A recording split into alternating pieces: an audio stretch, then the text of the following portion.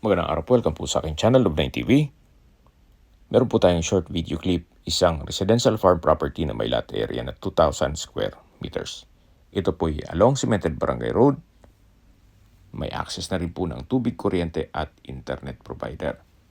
Napakatahimik po ng lugar, sariwang hangin at malamig po ang klima.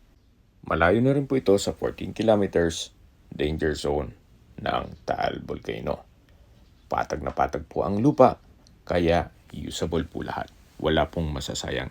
Meron pong ilang fruit-bearing trees sa loob nito gaya ng lansones, rambutan, papaya at marami pa pong iba.